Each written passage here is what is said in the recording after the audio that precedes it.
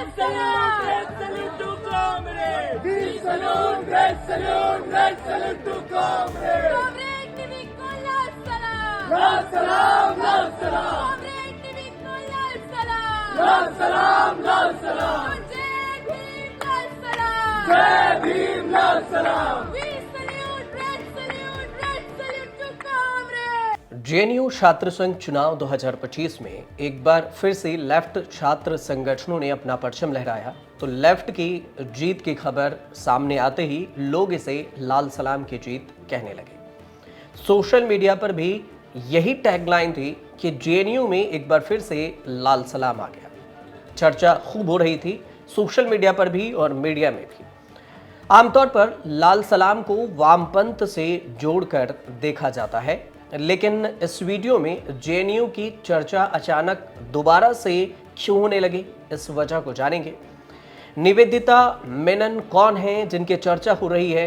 वामपंथी लाल सलाम आखिर क्यों बोलते हैं?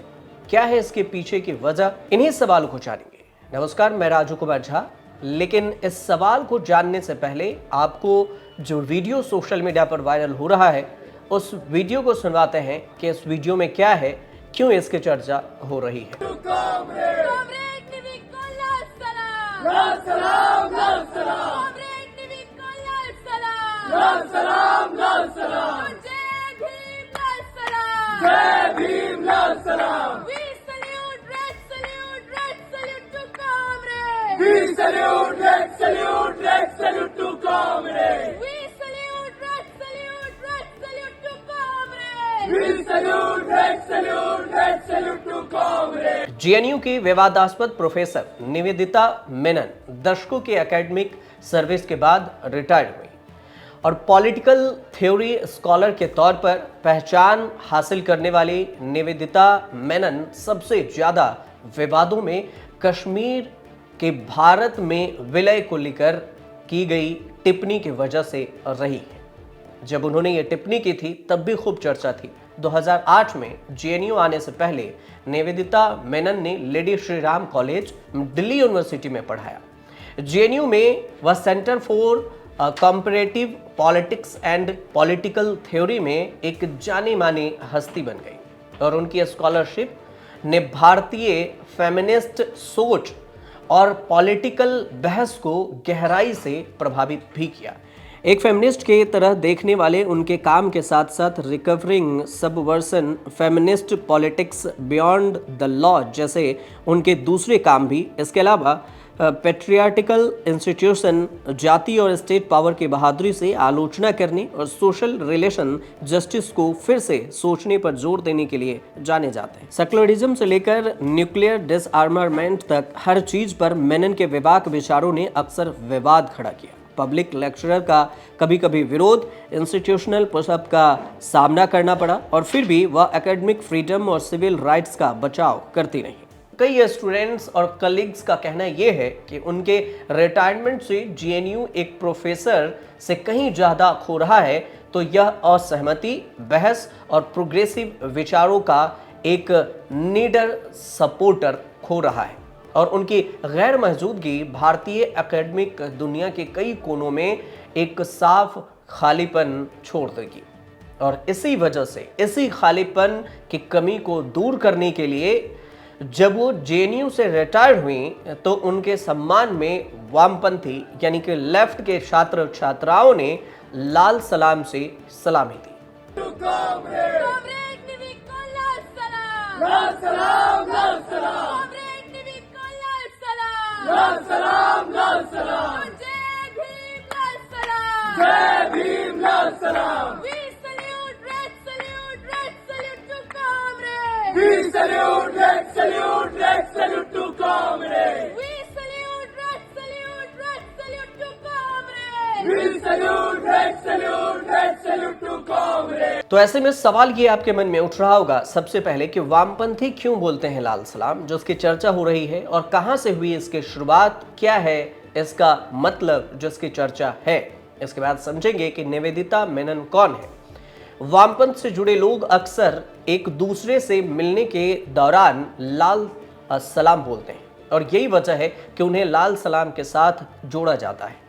वामपंथ यानी लेफ्ट विचारधारा से जुड़े हुए लोगों को कॉमरेड या फिर लाल सलाम कहा जाता है और इनके झंडे का रंग भी लाल ही होता है।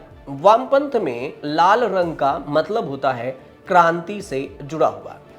अब क्रांति ही होता है समझिए एक तरह से, इसलिए क्रांति सलाम करने के जिंदा रखने की बात को ही सलामी दी जाती है और इसे ही लाल सलाम कहा जाता है। यानी ये इस विचारधारा के लिए एक क्रांतिकारी अभिवादन है।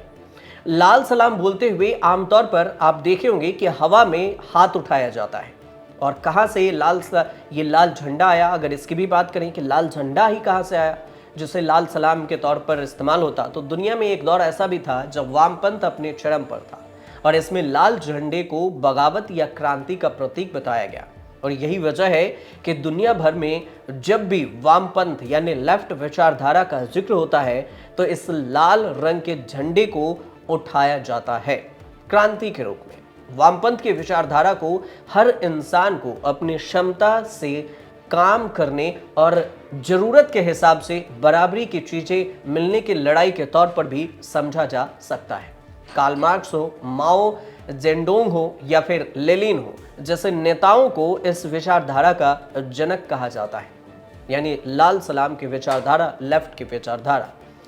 लाल सलाम की नारेबाजी के साथ जैसे ही प्रोफेसर निवेदिता मेनन की विदाई हुई तो चर्चा ये होने लगी कि आखिर ये प्रोफेसर निवेदिता मेनन हैं कौन।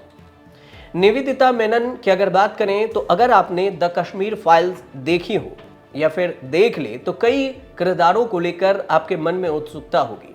क्योंकि फिल्म सत्य घटनाओं पर आधारित है तो उसके किरदारों की असल जिंदगी से भी ये प्रेरित फिल्म बताई जाती है। तो द कश्मीर फाइल्स में पल्लवी जोशी ने जेएनयू प्रोफेसर राधिका मेनन की भूमिका अदा की और इनका कैरेक्टर जेएनयू स्टूडेंट को कश्मीर की आज़ादी के लिए भड़काता हुआ नजर आता है।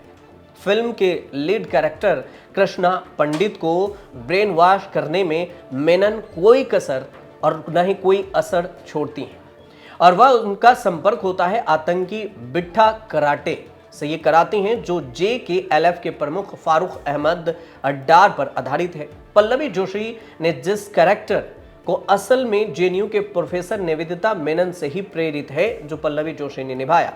2016 में निवेदिता के जेएनयू छात्रों के बीच दिए गए भाषण पर खासा विवाद हुआ था और इस भाषण को फिल्म में प्रमुखता से दिखाया भी गया है।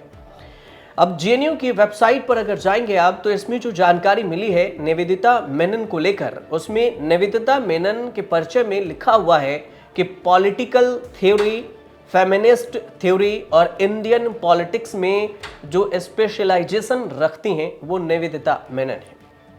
यूनिवर्सिटी के centre for comparative politics and politics theory में पढ़ाने वाली निवेदिता की एजुकेशन सेंटर में अपनी पहचान रही है और जेएनयू में आने से पहले उन्होंने 15 साल तक लेडी श्रीराम कॉलेज में पढ़ाया। प्रोफेसर निवेदिता के विचार काफी विवादास्पद रहे और उन पर बार बार भारत और हिंदू विरोधी विचार रखने के आरोप भी लगते रहे और यही एक बहस का मुद्दा भी बनता रहा। विवाद से पहचान भी होती रही। मार्च 2016 में जेएनयू के भीतर काफी विरोध प्रदर्शन चल रहा था और इसी दौरान निवेदिता मेनन ने राष्ट्रवादी सिद्धांतों और भारतीय संघ में कश्मीर के शामिल होने पर भी भाषण दिया और अपने भाषण में निवेदिता ने यह कहा था कि भारत ने कश्मीर पर अवैध कब्जा कर रखा है। दुनिया भर में ये माना जाता है कि India is illegally occupying Kashmir. इसके बाद विवाद हुआ, लेकिन इस विवाद में निवेदिता के भाषण के खिलाफ एबीवीपी के नेता ने पुलिस में शिकायत दर्ज कराई। एफआईआर दर्ज करने के बाद हुई मामला बढ़ने लगा। निवेदिता ने सफाई में ये कहा कि उन्होंने कोई देश विरोधी नारे नहीं लगाए थे, उन्होंने ये सिर्फ बयान दिया था समझाने के लिए।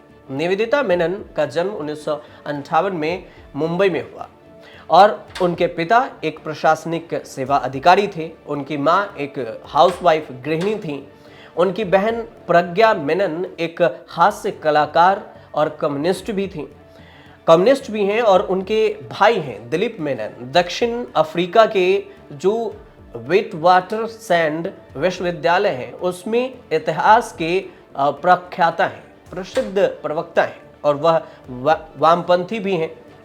अभी इस वजह से ये जो छोटा सा प्रोफाइल है, हाँ इतना जरूर है कि निवेदिता की शादी या फिर उनके पर्सनल परिवार को लेकर इससे ज्यादा जानकारी आपको जेएनयू वेबसाइट पर भी नहीं मिलेगी और ना ही गूगल पर आपको मौजूद होगी। लेकिन जो अभी की कहानी है कि एक तरफ विवाद और चर्चा इसलिए होने लगी कि एक तरफ जहां पर जो माओवाद को लेकर सरेंडर की बात हो रही है छत्तीसगढ़, महाराष्ट्र जैसे जगहों पर, तो वहीं पर जेएनयू में जब निवेदिता मेनन की विदाई होती है रिटायरमेंट के वक्त, तो वहीं पर लाल सलाम की नारेबाजी होती है और इसी वजह से इस वीडियो की और निवेदिता मेनन की खूब चर्चा हो रही है। सोशल मीडिया पर भी लोग यही ढूंढ रहे हैं कि आखिर ऐसा हुआ क्यों, क्या है इस विवाद की पूरी कहानी, और इसलिए हमने इसे समझाने की आपको कोशिश की।